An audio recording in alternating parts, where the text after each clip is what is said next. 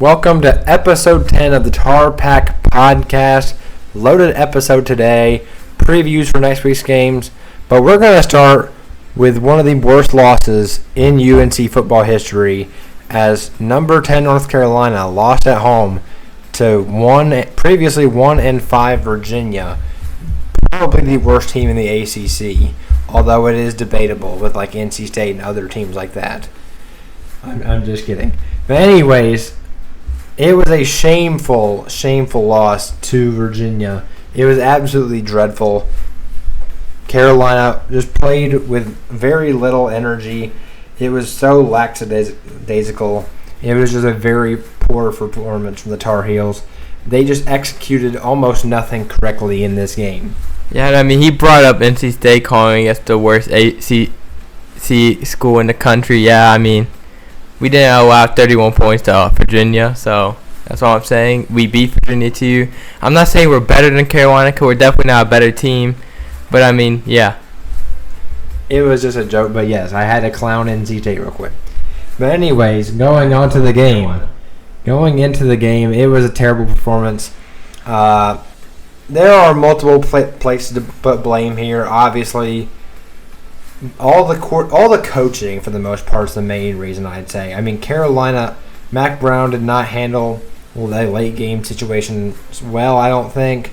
I think that 4th and 12 where they just lobbed it up to Tez was terrible. I mean, the play call is Chip Lindsey's problem, but anyways. But yeah, Mac didn't call a great game management performance. Chip Lindsey had a pretty dreadful second half, if I'm being honest. I mean, the way he was calling plays like that 4th down play and continuously refusing to give the ball to Marion Hampton, who was playing really, really good, and they just stopped giving the ball for no apparent reason when Drake wasn't having his best night. Although, I'll get to this in a minute, Drake had a very good game, but people are sleeping on him. Anyways, and the defensive coordinator, Gene Chizik, just allowing dunk down pass after dunk down pass and refusing to load the box to stop the run really hurt us in this game. I mean, I don't know why Gene was afraid of the boundary receivers for Virginia in this game, just allowing so many short little passes, get 5 and 6 yards constantly. I don't know why they did that. Did not work out for Carolina. But anyways, it was a bad performance with low levels of execution on pretty much every level. 6 drops in the game. People are pointing out Drake May's low completion percentage.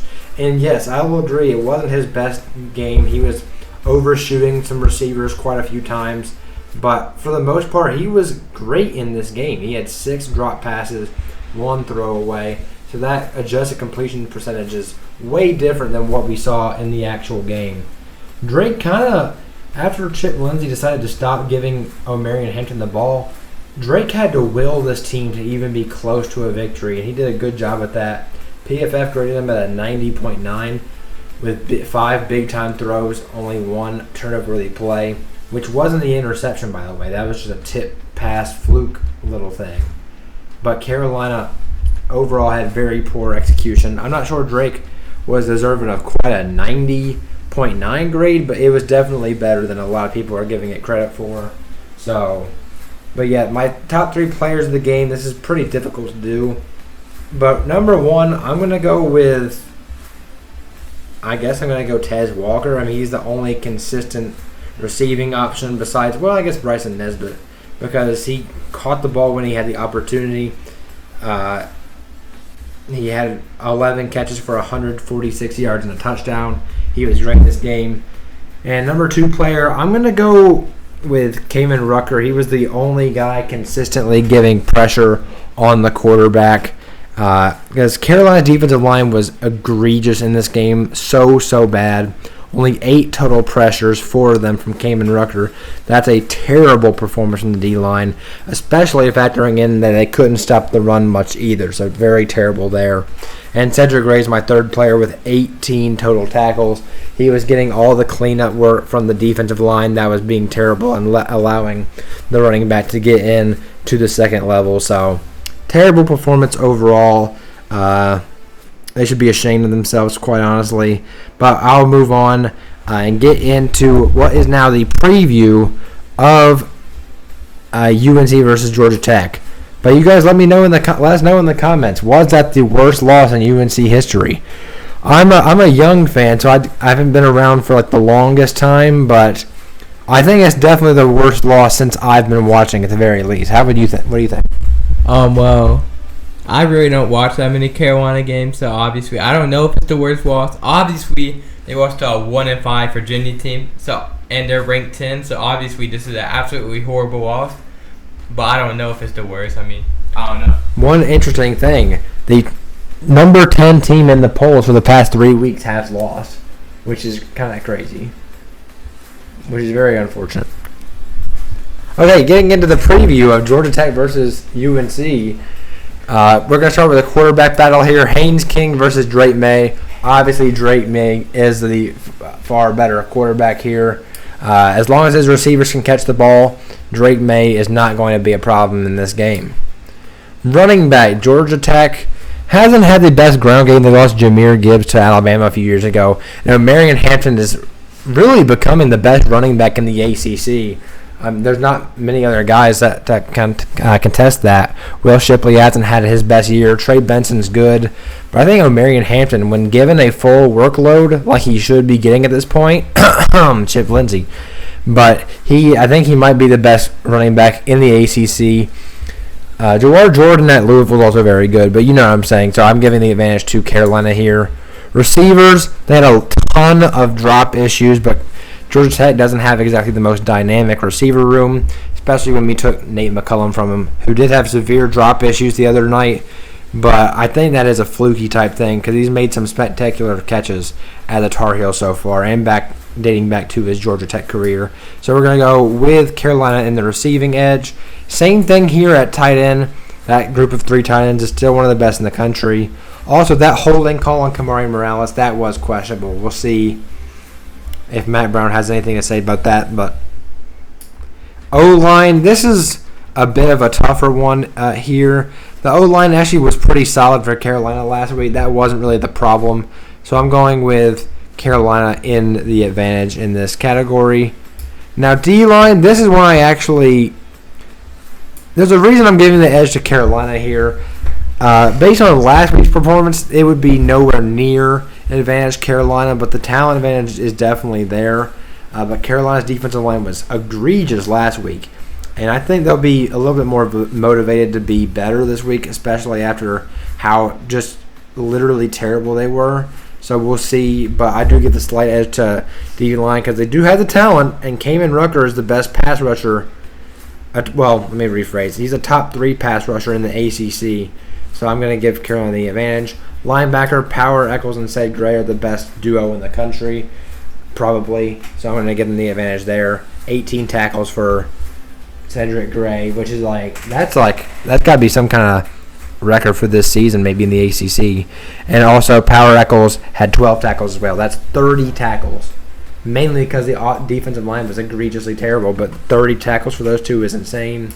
And in the secondary, I've been really proud of Carolina's secondary this year. This has been by far the most improved group from last season to this season. Getting Tony Grimes out of the door and Storm Duck, and replacing him with 2 really talented players, Tayon Holloway, Marcus Allen, and technically even in the slot, Elijah Huzzy. And Armani Chapman got an interception last week, so it's been far better in the secondary. The safeties have been playing pretty well as well. And the coaching, this is tough. I've been giving Carolina the advantage in the coaching category in every game so far because they truly have deserved it. And I do think the last game against Virginia is an outlier because the rest of the season, we have seen at halftime Carolina make some massive adjustments and play really good in the second half. For whatever reason, they didn't do that in the Carolina versus Virginia game. But I'm still giving the slight edge here to Carolina because I'm not, Brent Key, I don't know how much you can put trust in him at Georgia Tech. They did lose to Bowling Green. I mean, I'll give a slight edge to Carolina, but not by much at this point. Now getting into the prediction portion of the podcast, I'm going with 38-24 in favor of Carolina. I think Carolina was this is weird to say, but was Carolina looking ahead to Georgia Tech? That's kind of sad, honestly, but the fact that they've lost to Georgia Tech 2 straight years after following a loss against Virginia, I think this team is going to come with an attitude. Matt Brown is very angry about the past week and how everything's ensued. I think they will not be reluctant to give Omarion Hampton the ball as long as he's being productive, and things change this week for the Tar Heels, so I'm going 38-24. What's your prediction? And my prediction is 27-17 Carolina. Obviously, 2 L's in a row for Carolina. And Georgia Tech's home, but obviously this offense is better. Only 1 loss for Carolina on the season, not 2. Talking about against Georgia Tech. I don't know what this man's talking about, but I'm talking about against Georgia Tech. My mistake. Yeah. 27-17 Carolina. I know this Carolina offense is good, but obviously I don't want to give them another ginormous win just because I know they're better than Georgia Tech. It's just, can they provide with the win over Georgia Tech? But I think they're going to go try way harder now after. Honestly, I don't even know, but I feel like they weren't even trying that hard against Virginia. I think they thought it was just going to be a free win. They're going to win by like 30. But obviously that did not happen, so I think they're going to be mad. And they're already mad at Georgia Tech anyways from the past 2 years, so obviously they're going to be here for vengeance. Yeah, so that's going to wrap up the UNC portion of this TarPack podcast. Let's get into the NC State version. Now for the NC State part of the TarPack podcast. Starting with, we have NC State versus Clemson. Very good game for the past couple of years. And obviously the State team is not as good as the past 2 years. But I still have faith in this team that we can still beat this Clemson team, which is definitely not as good as it used to be. We all know that. So, starting with the QB, I'm just going to give it to Cade Klubnik. Not saying he's been good. He has not been that good. He's been okay. But, just NC State QBs, you know what I say. MJ Morris is better than Brendan Armstrong, but they're both pretty horrible, honestly. I still have faith in MJ Morris. Just don't play Brendan Armstrong ever again. Do you still think he is the quarterback of the future like everyone used to think? Yeah. That's what State fans say because we're just loyal fans, and we say that for every player we get. We always think they're just going to have a great year because we just trust in all our players. We always believe in them. We're always just true fans that believe that we're going to win. And we always show up, and we're going to believe that MJ Morris is going to be our QB of the future. What are the chances Lex Thomas is the quarterback of the future? MJ Morris is a starter now, so as State fans always say, MJ Morris is our quarterback of the future. And now for running back position. NC State and Clemson, obviously, it's just Clemson. No Jordan Houston. Michael Allen gets 3 yards per run, maybe 2 yards. I don't even, So, Clemson. And wide receiver, it's just Clemson. Really, we can't say anything about them because Kevin Concepcion's been insane when he has a chance to catch the ball. But with these quarterbacks, it's kind of hard to even have a chance to catch the ball because they really can't even throw accurate. Terrell Timmons, just all of them, they're all average except for Kevin Concepcion, which is really just the best one. He could be ACC Rookie of the Year possibly. Yeah, Kevin Concepcion is definitely our most talented player on our offense, honestly. And now for tight end, NC State versus Clemson. Yeah, it's just Clemson. Jake Brenningstool is a pretty good player. NC State's had its moments at tight end, but I agree with you here that it's not quite there. Yeah, so Clemson's going to get this one. And now for the offensive line, NC State versus Clemson. It's been a bad year for the Pack offensive line. It's been pretty bad this year. And let me be clear, Clemson's has not been great either, but but it's still Clemson. So I'm gonna give this to Clemson. Dylan McMahon on State though, he's very good. He's been good usually. This year he's been kind of selling the bag a couple of times, but I have faith he's going to go back to last year and actually be good in this game. And now for the defensive line. I'm gonna give this to Clemson, but our State defensive line is not bad. It's good. It's not this bad. Is the closest one. It's not bad, but unfortunately, this is like Clemson's best category. Honestly. Yeah, this is what Clemson's best at. And State's very good at defensive line, but it just has to be Clemson. And not linebackers. I mean, Clemson has just more talent. What do we have? Peyton Wilson. He would be the best linebacker on Clemson if he went to Clemson. But he went to State. But that's all we have, basically, is Peyton Wilson. Yeah. Clemson has a more talented group of linebackers that they can play. It's 2 against 1, basically. Jeremiah Trotter and Barrett Carter. Their combination, I guess, is better than Peyton Wilson alone. And obviously they have more potential, but Peyton Wilson's been the better player this year. Yes, and now going to the secondary, Aiden White and Shaquem Battle have not had the best year. Man,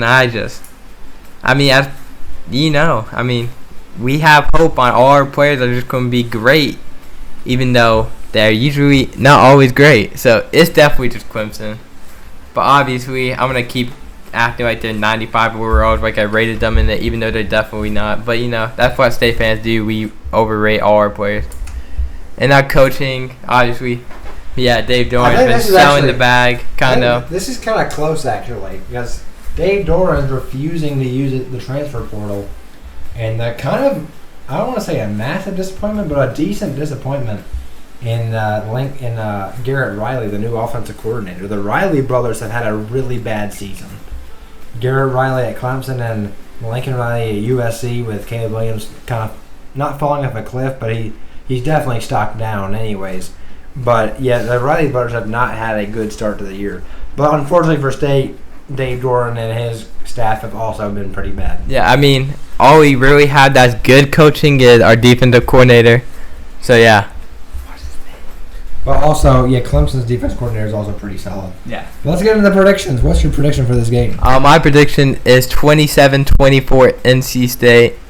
It's going to be a very wild game. My mistake. 27-24 Clemson is going to beat NC State. Obviously, I know that's going to change. Obviously, I hope it's going to change. But as of now, by who should win, by talent-wise, it should be Clemson. By who I want to win, obviously State. I'm a State fan. So, 27-24 Clemson. The last time they played at home, the Pack did win. So that's one thing to, remember. And this definitely is nowhere close to the best Clemson's been in a while. But I'm going to go with 24-14. I think Clemson's defense, it is pretty legit. And MJ Morris has not shown any consistency besides against Marshall. And, again, that's a non-Power 5 defense there, although Marshall is pretty solid. But I think this is going to be low scoring. 2 good defenses. Clemson's, I do think, has been the more consistent, better defense. And the offense just has more potential on that side of the ball for Clemson as well. So I think they squeak out a win on the road against NC State, winning 24-14 in this game. Any more thoughts on this game before we wrap this episode up? Not really, no. Just hopefully State can pull out a win against Clemson again. Obviously, Clemson's not ranked, so that's not going to be another ranked win for us. So 4-3 Clemson, the worst they've been in a very long time. Yeah, over a decade, I think. All right, thank you guys so much for watching episode 10 of the TarPack podcast. Tune in next week to see our reviews of these 2 games we just previewed and preview the next week's games. And at some point, we're probably at the end of the season at this point, we will rank our best teams in the ACC and get ready for basketball season, which is closely approaching. Maybe there's more hope for both of our teams during the basketball season. We will find out. But follow us on Twitter if you haven't already at the TarPack Podcast. Thank you guys so much for watching, and go Heels. Go Pack.